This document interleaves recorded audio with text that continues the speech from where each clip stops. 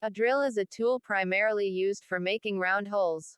The most common form of corded drill is the pistol grip. Power in corded drills is typically supplied by a universal motor, used for its high power-to-weight ratio. The rotating edge of the drill exerts a large force and the workpiece in the hole is generated. The fan in the setup is mounted onto the motor shaft for air regulation and cooling.